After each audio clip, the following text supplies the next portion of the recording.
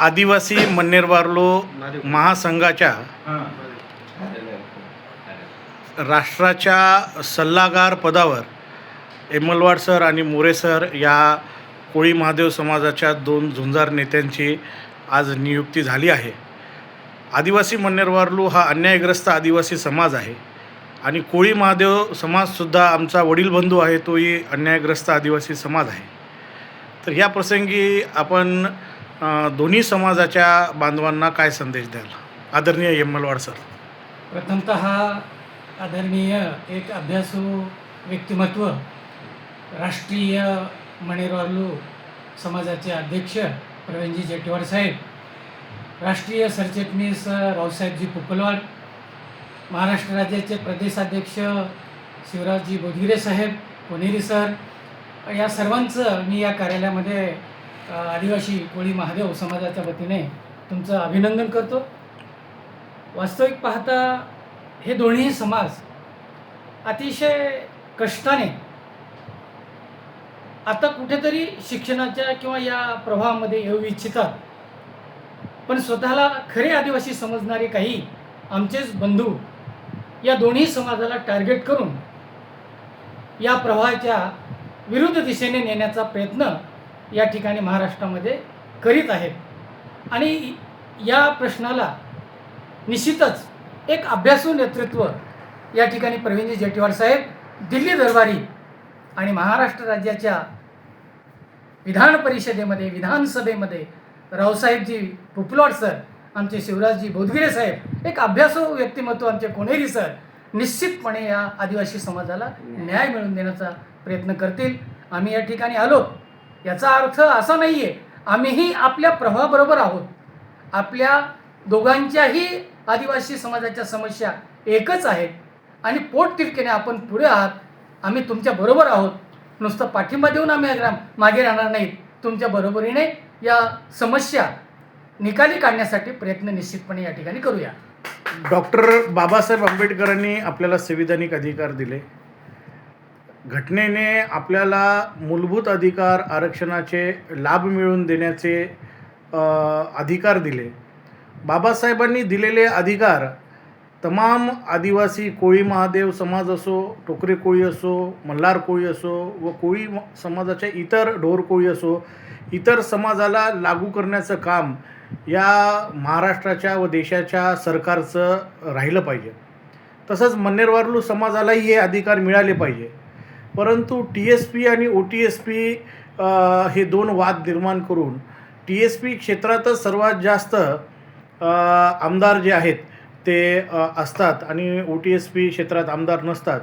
तर त्यामुळे TSP क्षेत्रातील आमदार जे आहेत ते त्यांची राजकीय पोळी भाजून घेण्यासाठी आपल्यासारख्या अन्यायग्रस्त आदिवासींना, जे आपण OTSP क्षेत्रात राहतो म्हणजे जंगलग्रस्त क्षेत्राच्या बाहेर राहतो, त्याच्यावर अन्याय करतात. तर ह्यामध्ये येणाऱ्या काळामध्ये आदिवासी मन्नेरवार्लो समाज आणि आदिवासी कोळी समाज या दोन्ही समाजाचे नेते एकत्र येऊन पुढील भूमिका कोणती घ्यावी यावर आपलं मत व्यक्त करा. निश्चितच वास्तविक पाहता TSP आणि OTSP असं विभाजन करण्याची मुळात गरज नाही. भारतीय घटनेमध्ये, संविधानामध्ये अशी कुठलीच तरतूद नाही आहे. समानता, समता.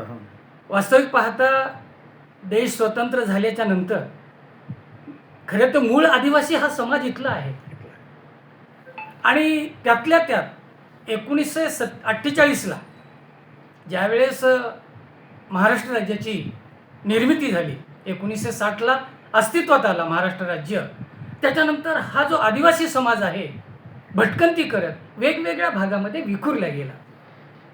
वेगवेगळ्या भागामध्ये विखुरला गेल्यामुळे त्याचं क्षेत्र काही निश्चित असं राहिलेलं नाही. सुरुवातीला काही भागामध्ये जंगलामध्ये वास्तव्य करणारे मोठ्या प्रमाणात त्या ठिकाणी राहिले, पण बाकीच्या भागामध्ये महाराष्ट्र राज्यामध्ये काही रोजगाराच्या निमित्ताने म्हणा, व्यापार करण्याच्या निमित्ताने म्हणा किंवा व्यवसायाच्या निमित्ताने म्हणा, ते वेगवेगळ्या भागामध्ये गेले आणि तिथेच ते स्थायिक झाले. याचा अर्थ ते आदिवासी नाहीत असा होऊ शकत नाही. डॉक्टर बाबासाहेब आंबेडकरांनी जो संविधान, जी घटना लिहिली, त्या घटनेमध्ये या विभाजनाचा प्रश्नच त्या ठिकाणी मांडलेला नाही. वास्तविक पाहता महाराष्ट्र सरकारने या आदिवासी समाजाचे प्रश्न कायद्याच्या अनुषंगाने केंद्रीय स्तरावरती ज्या आदिवासी समाजाला न्याय दिला जातो तोच न्याय महाराष्ट्र राज्यामध्ये देण्याचा प्रयत्न निश्चित करावा आणि आपले दोन्ही समाजाचे नेते म्हणजे मनेरवार्ल समाज आणि महादेव कोळी समाज या दोन्ही समाजाचे नेते एकत्र येऊन खंबीरपणे आपले प्रश्न महाराष्ट्राच्या शासनाच्या दरबारी मांडण्याचा प्रयत्न करावा. निश्चित आपल्याला यश मिळेल. आताच आदिवासी मनेरवार्लू समाजाचे महाराष्ट्र राज्याचे प्रदेश चिटणीस प्राध्यापक रावसाहेब पुपुलवाड सरांनी एक प्रकाश असा टाकला की ज्या समित्या आहेत त्या समित्यांनी आदिवासी समाजाचं जातीचं प्रमाणपत्र पडताळणी करत असताना काना मात्रा उकार न पाहता तो मूळ आदिवासी आहे का हे त्यांनी तपासलं पाहिजे.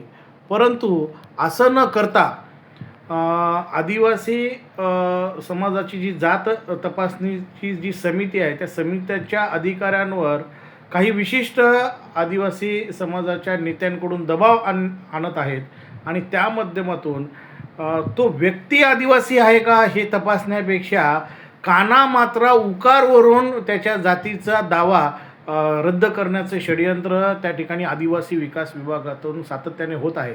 म्हणजे एखादा मराठा व्यक्ती असेल तो आदिवासी प्रमाणपत्र घ्यायला का तर तिथे तो बोगस प्रमाणपत्र होऊ शकतं. एखादा ब्राह्मण व्यक्ती असेल तो आदिवासी प्रमाणपत्र घ्यायला का तिथं तो बोगस आदिवासी असू शकते. परंतु एखादा कोळी महादेव आहे पण ते कोळी महादेव असताना कोळी महादेवऐवजी तिथे महादेव कोळी आलं म्हणजे प्रवीण पुढे आणि प्रवीण नंतर असं जर आलं तर ह्या पद्धतीनं आपल्याला जो त्रास होत आहे याबद्दल आपलं काय मत आहे? वास्तविक पाहत्या जात पडताळणी समिती जातीची पडताळणी करत असताना की तो कोण्या समाजातून येतोय काना उकार वेलांटी मात्रा हे गौण आहे. वास्तविक पाहता त्या व्यक्तीची ती चूक नाहीये.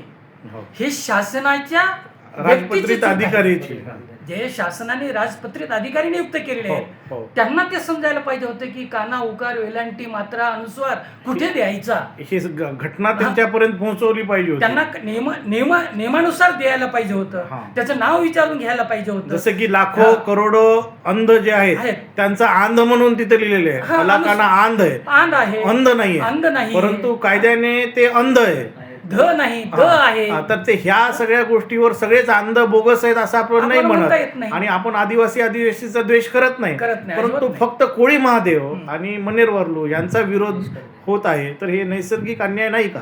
बिलकुल बिलकुल ही द्वेषाची भावना आहे. नैसर्गिक तर अन्याय आहेच आहे की कुठल्याही समाजाला विकास प्रवाहापासून रोखता येत नाही. वास्तविक पाहता घटनेने सर्वांना समान अधिकार दिलेले आहेत. काना उकार वेलांटी मात्रा ह्या सगळ्या गोष्टी शासनाचा जो नियुक्त केलेला अधिकारी आहे त्यांनी तपासूनच ते सर्टिफिकेट जातीचं प्रमाणपत्र देण्याची त्यांची जबाबदारी आहे. ती घेणाऱ्याची जबाबदारी नाही आहे ती. आता समित्या ह्या काना वेलांटी मात्रा उकार वगैरे तपासत आहेत त्यांचं काम नाही आहे तपासण्याचं ते किंवा दिलेलं प्रमाणपत्र ती व्यक्ती त्या आदिवासी समाजातून येते किंवा नाही याची पडताळणी करण्याचं काम ह्या जाती समितीच्या सगळ्या समितीचा अधिकार आहे. तो महाराष्ट्र राज्याचे मुख्यमंत्री हे भारतीय जनता पार्टीचे नेते आहेत आणि ते महाराष्ट्र राज्याचे मुख्यमंत्री आदरणीय देवेंद्र फडणवीस साहेब आहेत. आदरणीय देवेंद्र फडणवीस साहेबांच्या ही बाब लक्षात नाही की मनेरवार्लूचं प्रमाणपत्र 5-10 वर्षापूर्वी देताना वैधता प्रमाणपत्र देताना त्या वैधता प्रमाणपत्रावर वार्लूचं WARLU करायचे आणि संविधानामध्ये कॉन्स्टिट्यूशनमध्ये जे गॅझेट निघालेलं त्या गॅझेटमध्ये VARLU असं होतं. तर डब्ल्यूचं व्ही म्हणजे प्रोनाऊन्सिएशन एकच होतं परंतु डब्ल्यूच्या ऐवजी व्ही पाहिजे. परंतु ही गोष्ट त्या तपासणी अधिकाऱ्याला माहीत नव्हती. कम्प्युटर जनरेटेड डब्ल्यू आल्यामुळे सगळ्यांचं प्रमाणपत्र डब्ल्यूनं आलं. आता ह्या प्रकरणी मग नंतर एक आदेश हायकोर्टाने दिला की डब्ल्यूच्या ऐवजी व्ही केलं पाहिजे. तर अशा ज्या चुका आहेत ह्या चुका जशा मनेरवार्लू समाजाला त्रासदायक आहेत अशाच चुका कोळी महादेव आणि महादेव कोळी हे एकच असताना त्यांनासुद्धा त्रासदायक आहे. तर ह्या प्रसंगी हे जे विधेयक परवा 61 नंबरचं विधेयक जे अनुसूचित जाती जमाती प्रमाणपत्र पडताळणीचे सुधारणा विधेयक आलं, यामध्ये जर असा त्रास परत एकदा जर झाला तर याबद्दल देवेंद्र फडणवीस साहेबांना आपण काय संदेश द्याल? महाराष्ट्र राज्याचे मुख्यमंत्री आदरणीय फडणवीस साहेब हे अत्यंत हुशार व्यक्तिमत्व आहे. त्यांच्या निदर्शनास काही गोष्टी आपल्या दोन्ही समाजाच्या वतीनं नेत्यांनी तिथपर्यंत पोहोचण्याची गरज आहे. कारण ह्या जे चुका आहेत स्पेलिंगमधल्या झालेल्या, ह्या स्पेलिंगमधल्या झालेल्या चुका ह्या व्यक्तिशः या अनुसूचित जाती जमातीच्या लोकांनी केलेल्या नाहीत, तर शासकीय स्तरावरती जे अधिकारी प्रमाणपत्र देतात त्यांची ती चूक आहे. वास्तविक पाहता ह्या WA किंवा व्ही या दोन्ही हे गौण चुका आहेत.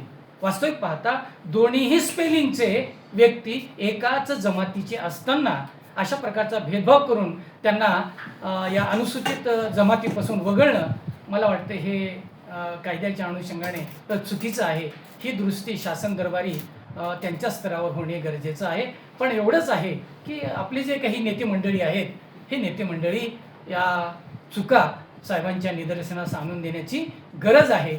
वास्तविक पाहता हे काही आमचे बांधव अनुसूचित जमातीचे या दोन समाजाविषयी एक गैरसमज पसरवून या समाजाला विकासाच्या प्रवाहापासून दूर ठेवण्याचा प्रयत्न करीत आहेत असं मला वाटतं. जो किनवट भाग असेल किंवा माहूर भाग असेल, देगलूर साईडला, नायगाव साईडला, धर्माबाद साईडला अत्यंत भयंकर अवस्थेमध्ये कोळी महादेव हा बांधव आहे.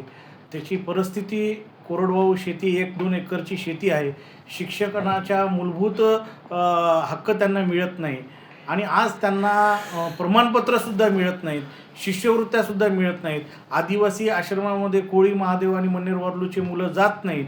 तर हा अन्याय होत असताना अशा पद्धतीचं जर विधेयक आणलं तर याचा वाईट परिणाम आपल्या भविष्यातील पाल्यांवर कसा पडू शकतो? निश्चितच वास्तविक पाहता हा समाज, आदिवासी समाज दऱ्याखोऱ्यांनी विखुरलेला आहे. पूर्वी जंगलामध्ये जे काही रानमेवा गोळा करायचे, बोऱ्या असतील, बिबी असतील किंवा डिंक असेल, आणि त्याच्यावरती उदरनिर्वाह करायचं, सोबतच शिकार करायचे. वास्तविक पाहता अलीकडच्या काळामध्ये शिकारीवरती बंदी आणलेली आहे, म्हणून तोही व्यवसाय त्यांच्या हातून निघून गेलेला आहे. दऱ्याखोऱ्यामध्ये आता याची व्याख्या महादेव कोळी असेल, मल्हार कोळी असेल, टोकरी कोळी असतील, डोंगर कोळी नावातच आहेत. डोंगर कोळी, डोंगर भागामध्ये राहणारा कोळी म्हणजे डोंगर कोळी. महादेवाचा भक्त म्हणजे महादेव कोळी. कोळी महादेव काय, महादेव कोळी. लोकांनी वास्तविक पाहता ज्यांचे आमचे आराध्य दैवत, ज्याला आपण महादेवाला आराध्य दैवत मानतो, डोंगरावरती राहणारा देव महादेव कसा कोळी होईल अशी ही थट्टा उडवली मधल्या काळामध्ये. मग कोळी अगोदर का महादेव अगोदर? वास्तविक पाहता या समाजाला शिक्षणाचा गंधही नव्हता. अशा समाजाला कोळी महादेव म्हणावं का महादेव कोळी म्हणावं याची सूचकताही त्यांना अजिबात नव्हती. नंतरच्या काळामध्ये वास्तविक पाहता हे जेव्हा जातीचं प्रमाणपत्र देण्यात येऊ लागलं, शासन सुद्धा महादेव कोळी म्हणूनच दिलेलं आहे, महादेव कोळी म्हणून दिलेलं आहे. मग शासनाला कळायला पाहिजे होतं की महादेव कोळी नाही तर कोळी महादेव आहे. अशा पद्धतीचे प्रमाणपत्र शासन दरबारचा अधिकारी जेव्हा देतो आणि त्याचा रोष मात्र त्या अनुसूचित जमातीच्या व्यक्तीला सोसावा लागतो, हे वास्तविक पाहता माझ्या दृष्टिकोनातून हे चुकीचं वाटतं.